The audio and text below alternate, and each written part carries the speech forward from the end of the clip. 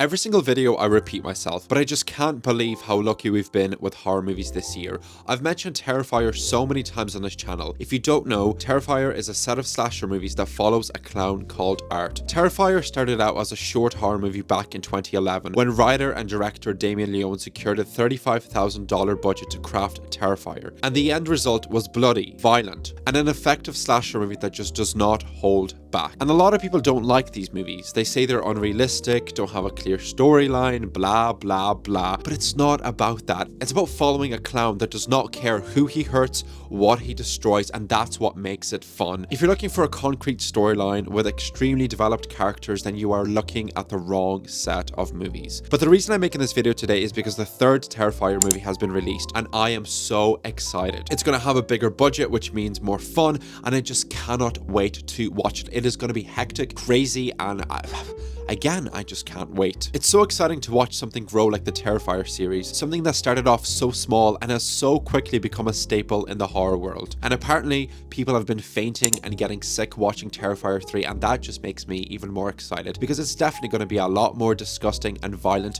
and it is going to be great. It's going to be so fun. But with that, I'm going to bring you to the cinema with me to watch Terrifier 3. So let's go. Right, so it's just like Elvis. He gets the full Santa experience if he wants it, all right? Hello, hello. Hi.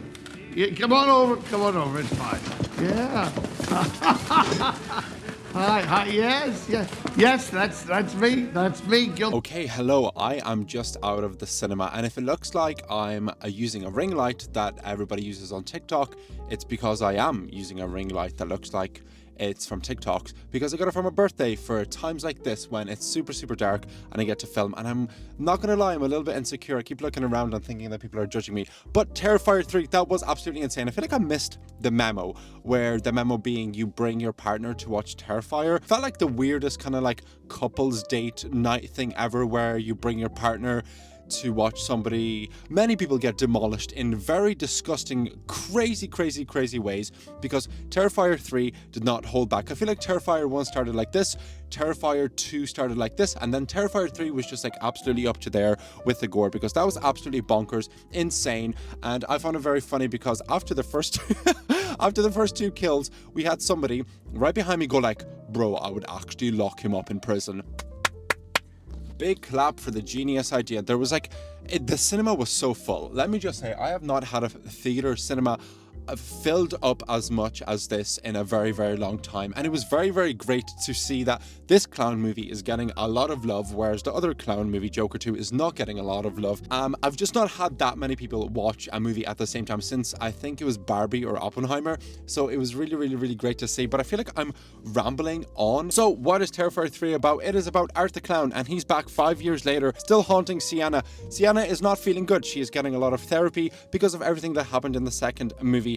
And yes, that is basically all you need to know about Terrifier 3. That is what goes down. Art the Clown is back, and he is back in a very disgusting way, because this movie is absolutely over the top ridiculous. There are so many scenes that are generally going to probably stick with me for a very long time. For example, there is a scene where somebody is doing something in a shower, if you know what I mean, and Art the Clown comes in and he has a chainsaw. He breaks through the glass and cuts every single limb off their body. This guy does not have any morals. He does not care. And to prove this point, there's one scene where Art the Clown is pretending to be Santa, and he's handing out presents to kids. I will not say anything else, but if you could put 1 and 1 and 2 and 2 or whatever together, you'll be able to figure out what happens. And I find it very interesting because I feel like a lot of villains in horror movies have a little bit of morals. Like, they're like, okay, I guess we won't go near children. But for Art the Clown, there's nothing is out of bounds. He will destroy anybody. It does not matter the age, the gender. He does not care. If he sees you and he just doesn't maybe like the look of you, or maybe you're just there, he's just gonna kill you. And this movie literally sets the tone straight away, where Art the Clown goes into a house during Christmas, and he ends the life of an entire family. Let's just put it that way. And I felt very lucky that we got to watch a horror Christmas movie, because I don't know many horror Christmas movies. Like, we have Better Watch Out and Black Christmas. Those are the two that I can think of. This one was absolutely, it just felt like a treat. Getting to watch a Christmas horror movie before Halloween, it was just absolutely perfect.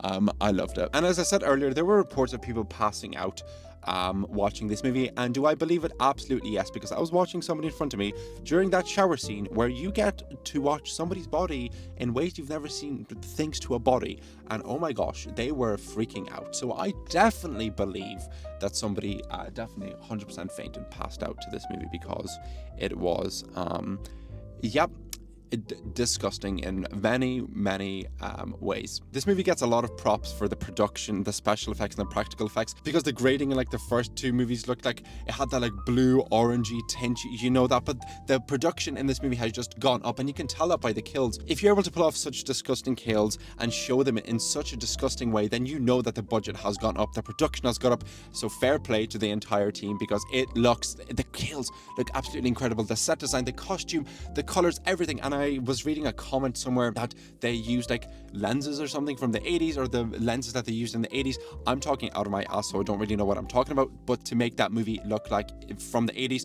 But this movie really had a very nostalgic feel to it, whilst being very refreshing for the slasher genre. And it's so interesting that Art the Clown has just become a staple icon in the horror world so quickly. Like, this Terrifier really took off a few years ago. The first like Terrifier short, or mention of Terrifier anywhere, or sorry, of Art the Clown more specifically, was in 2008. Then we had a short movie called Terrifier. Then we had All Hallows Eve. Then we had Terrifier 1, 2, and 3, and I'm probably missing some things in there. So it's so cool to watch something become so iconic so quickly, and I feel like we've not had that in a horror genre in recent times. Like, Art the Clown is the newest cultural staple in the genre, and it's so fucking cool to see that happening, and so cool to watch it in a cinema near me, because I remember watching Terrifier 1 for the first time a couple of years ago when the budget was so small, but now it's become this huge thing, and it's just motivational. There's a tweet that the director put out about this movie, and he said for like the first 6 or 8 years of his like investment into Terrifier and Art the Clown, he lived off of like 6k or something like that a year. He struggled so much, and it finally paid off. I just personally never expected something like this to ever be shown in a town like this, and it's just great, and it's so motivational, because this is absolutely insane, and the fact that it can sell out an entire cinema screening is like so fucking cool. But one thing I still don't really like about the Terrifier movies, and I've mentioned it in all of my previous videos, and that is the acting and the way the characters speak. Like, outside of the killing, whenever you see Sienna speaking to her brother and speaking to like her auntie and uncle and blah blah blah, the relationships and the chemistry, it's just so clunky, and the way they speak to each other is just so clunky, and it just feels like the chemistry is just not there, and the acting is just not there, and it really, for me, takes it out. It disrupts the pace, and there were times I was watching this movie, I was like, oh my gosh, can we just get the kills back? And there are a lot of kills in this movie, do not get me wrong, but holy crap, I was just like, this acting and these performances are just not it. Give me more Art the Clown. This movie is 2 hours long, and I feel like it's a little bit long there. I feel like this movie really tried to push that character development of Sienna, trying to like focus on her recovery and how much like Art the Clown has impacted her, which I really respected. But at times I was just like, oh man, I just don't really care. I just want to watch Art the Clown freeze more rats and freeze people and beat them up. And as disturbing as that sounds, I just really wanted that, because that's what we've had in the previous movies. So I guess I expected that. But I respect it. We want to develop the character. The protagonist of Sienna is going to stay on in these movies, so it is important that we develop that character. But at the same time, maybe I would have respected it a bit more if I actually remembered everything about part 1 and 2, because I was watching this like, what is this a reference to? Who's that? How does that? So maybe I should have watched a recap video. So that is my fault. I admit to that. That is my fault. But this is such a refreshing movie in the slasher franchise, and I recommend everybody go watch this.